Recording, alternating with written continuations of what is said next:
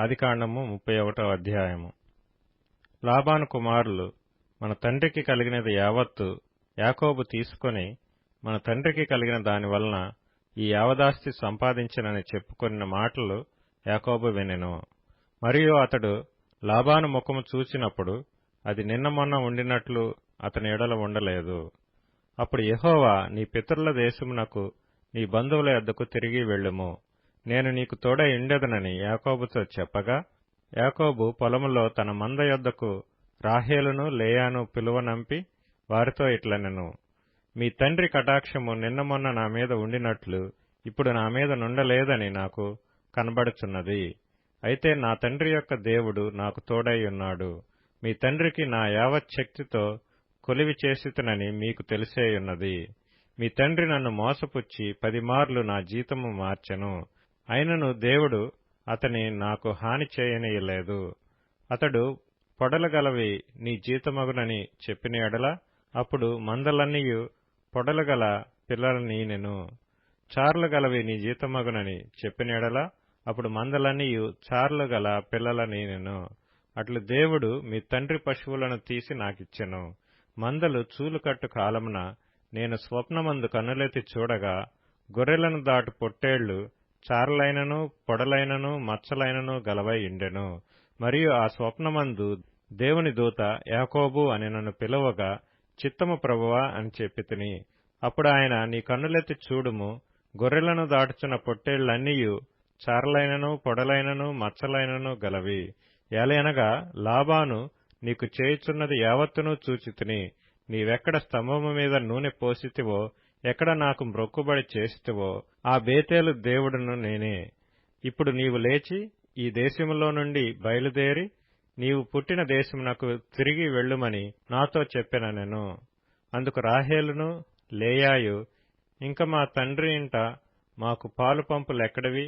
అతడు మమ్మను అన్యులుగా చూచుటలేదా? అతడు మమ్మను అమ్మివేసి మాకు రావలసిన ద్రవ్యమును బొత్తిగా తినివేసెను. దేవుడు మా తండ్రి యొద్ద నుండి తీసివేసిన ధనమంతయు మాదియు మా పిల్లలదియు నై ఉన్నది గదా.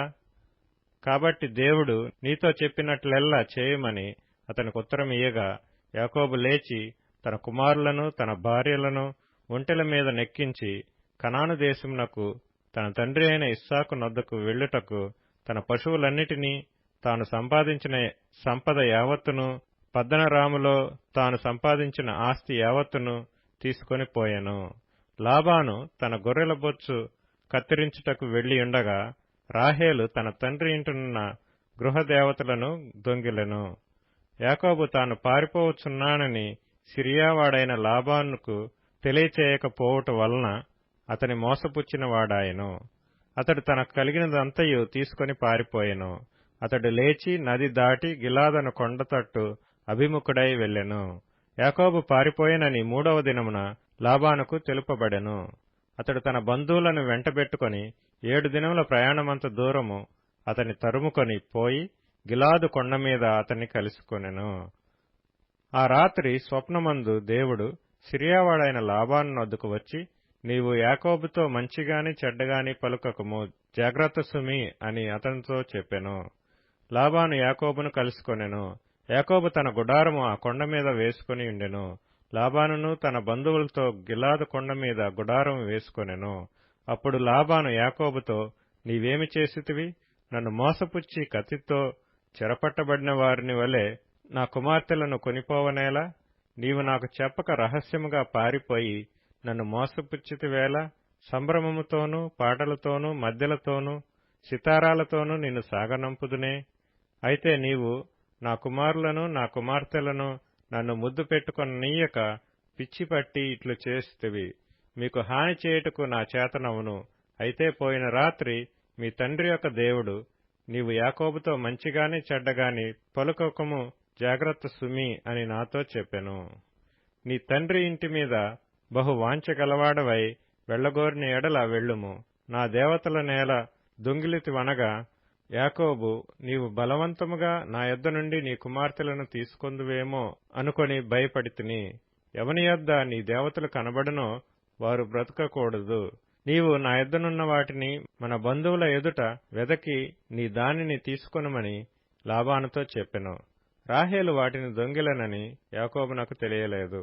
లాబాను యాకోబు గుడారములోనికి, లేయా గుడారములోనికి, ఇద్దరు దాసీల గుడారములోనికి వెళ్ళెను గాని అతనికేమీ దొరకలేదు. తరువాత అతడు లేయా గుడారంలో నుండి బయలుదేరి రాహేలు గుడారములోనికి వెళ్ళెను. రాహేలు ఆ విగ్రహములను తీసుకుని ఒంటె సామాగ్రిలో పెట్టి వాటి మీద కూర్చుండెను. కాగా లాబాను ఆ గుడారమందంతటను తడవి చూచినప్పటికి అవి దొరకలేదు. ఆమె తన తండ్రితో, తమ ఎదుట నేను లేవలేనందున తాము కోపపడకూడదు, నేను కడగానున్నానని చెప్పెను. అతడెంత వెదికినను ఆ విగ్రహములు దొరకలేదు. యాకోబు కోపబడి లాబానుతో వాదించి అతనితో, నీవిట్లు మండిపడి నన్ను తరుమునేలా? నేను చేసిన ద్రోహమేమి, పాపమేమి? నీవు నా సమస్త సామాగ్రి తడవి చూచిన తరువాత నీ ఇంటి వస్తువులలో ఏది దొరికెను? నా వారి ఎదుటను నీ వారి ఎదుటను అది ఇట్లు తెచ్చిపెట్టుము. వారు మన ఉభయుల మధ్య తీర్పు తీర్చుదురు. ఈ 20 ఏండ్లు నేను నీ యొద్ద నుంటిని. నీ గొర్రెలైనను మేకలైనను ఈడ్చుకొని పోలేదు. నీ మంద పొట్టేళ్లను నేను తినలేదు. దుష్టమృగముల చేత చీల్చబడిన దానిని నీ యొద్దకు తేక ఆ నష్టము నేనే పెట్టుకొంటిని. పగటియందు దొంగిలింపబడిన దాన్నేమి, రాత్రియందు దొంగిలింపబడిన దాన్నేమి నా యొద్ద పుచ్చుకొంటివి. నేను ఇలాగుంటిని, పగటి ఎండకును రాత్రి మంచుకును నేను క్షీణించిపోతిని. నిద్ర నా కన్నులకు దూరమాయెను. ఇదివరకు నీ ఇంటిలో 20 ఏండ్లు ఉంటిని. నీ ఇద్దరి కుమార్తెల నిమిత్తం 14 ఏండ్లును, నీ మంద నిమిత్తము 6 ఏండ్లును నీకు కొలువు చేసితిని. అయినను నీవు నా జీతము 10 మార్లు మార్చితివి. నా తండ్రి దేవుడు, అబ్రహాము దేవుడు, ఇస్సాకు భయపడిన దేవుడు నాకు తోడై ఉండని ఎడల నిశ్చయముగా నీవు నన్ను ఒట్టి చేతులతోనే పంపివేసి ఇందువు. దేవుడు నా ప్రయాసమును నా చేతుల కష్టమును చూచి పోయిన రాత్రి నిన్ను గద్దించెనని లాబానుతో చెప్పెను. అందుకు లాబాను, ఈ కుమార్తెలు నా కుమార్తెలు, ఈ కుమారులు నా కుమారులు, ఈ మంద నా మంద, నీకు కనబడుచున్నది అంతయు నాది. ఈ నా కుమార్తెలనైనను వీరు కనిన కుమారులనైనను నేడు నేనేమి చేయగలను? కావున నేనును నీవును నిబంధన చేసుకొందుము రమ్ము, అది నాకును నీకును మధ్య సాక్షిగా ఉండునని యాకోబుతో ఉత్తరమియ్యగా, యాకోబు ఒక రాయి తీసుకొని దానిని స్తంభముగా నిలువపెట్టెను. మరియు యాకోబు రాళ్లు కూర్చుడని తన బంధువులతో చెప్పెను. వారు రాళ్లు తెచ్చి కుప్ప వేసిరి. అక్కడ వారు ఆ కుప్ప యొద్ద భోజనము చేసిరి. లాబాను దానికి యగర్ షాహదూత అను పేరు పెట్టెను. అయితే యాకోబు దానికి గలేదు అని పేరు పెట్టెను. లాబాను, నేడు ఈ కుప్ప నాకును నీకును మధ్య సాక్షిగా ఉండునని చెప్పెను. కాబట్టి దానికి గలేదను పేరు పెట్టెను. మరియు మనం ఒకరికొకరము దూరంగా నుండగా యెహోవా నాకును నీకును మధ్య జరుగునది కనిపెట్టునని చెప్పెను. కనుక దానికి మిస్పా అను పేరు పెట్టబడెను. అంతటా లాబాను, నీవు నా కుమార్తెలను బాధపెట్టినను, నా కుమార్తెలను గాక ఇతర స్త్రీలను పెండ్లి చేసుకునేనను, చూడుము, మన యొద్ద ఎవరునూ లేరు కదా, నాకును నీకును దేవుడే సాక్షి అని చెప్పెను. మరియు లాబాను, నాకును నీకును మధ్య నేను నిలిపిన ఈ స్తంభమును చూడుము, ఈ కుప్ప చూడుము. హాని చేయవలనని నేను ఈ కుప్ప దాటి నీ యొద్దకు రాకను, నీవు ఈ కుప్పను ఈ స్తంభమును దాటి నా యొద్దకు రాకను ఉండుటకు ఈ కుప్ప సాక్షి, ఈ స్తంభమును సాక్షి. అబ్రహాము దేవుడు, నాహోరు దేవుడు, వారి తండ్రి దేవుడు మన మధ్య న్యాయము తీర్చునని చెప్పెను. అప్పుడు యాకోబు తన తండ్రి అయిన ఇస్సాకు భయపడిన దేవుని తోడని ప్రమాణము చేసెను. యాకోబు ఆ కొండ మీద బలి అర్పించి భోజనము చేయుటకు తన బంధువులను పిలువగా వారు భోజనము చేసి కొండ మీద ఆ రాత్రి వెళ్లబుచ్చిరి. తెల్లవారినప్పుడు లాబాను లేచి తన కుమారులను తన కుమార్తెలను ముద్దు పెట్టుకుని వారిని దీవించి బయలుదేరి తన ఊరికి వెళ్లిపోయెను. ఆదికాండము 32వ అధ్యాయము. యాకోబు తన త్రోవను వెళ్ళుచుండగా దేవదూతలు అతనిని ఎదుర్కొనిరి.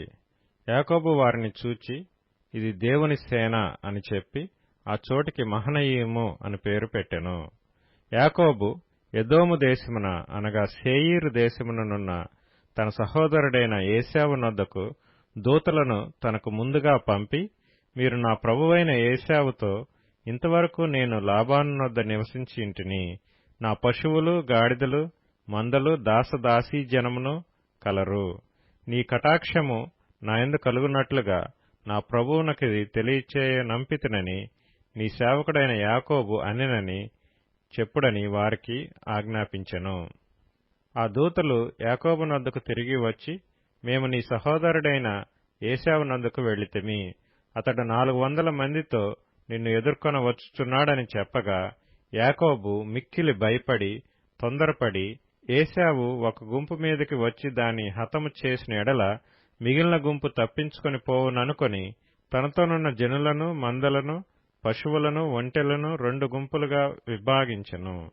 అప్పుడు యాకోబు, నా తండ్రి అయిన అబ్రాహాము దేవా, నా తండ్రి అయిన ఇస్సాకు దేవా, నీ దేశమునకు నీ బంధువుల యొద్దకు తిరిగి వెళ్ళుము, నీకు మేలు చేసేదనని నాతో చెప్పిన యెహోవా, నీవు నీ సేవకునికి చేసిన సమస్తమైన ఉపకారములకును సమస్త సత్యమునకును అపాత్రుడను.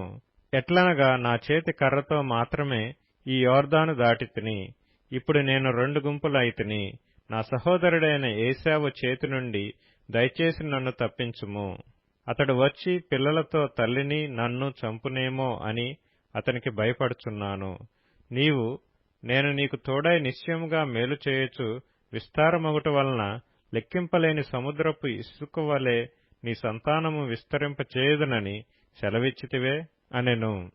అతడు అక్కడ ఆ రాత్రి గడిపి తాను సంపాదించిన దానిలో తన అన్నయ్యైన ఏశావు కొరకు ఒక కానుకను, అనగా 200 మేకలను, 20 మేకపోతులను, 200 గొర్రెలను, 20 పొట్టేళ్లను, 30 పాడి ఒంటెలను, వాటి పిల్లలను, 40 ఆవులను, 10 ఆబోతులను, 20 ఆడుగాడిదలను, 10 గాడిద పిల్లలను తీసుకొని మందను వేరువేరుగా తన దాసుల చేతికి అప్పగించి, మీరు మందకు నడుమ ఎడముంచి నాకంటే ముందుగా సాగిపొండని తన దాసులతో చెప్పెను.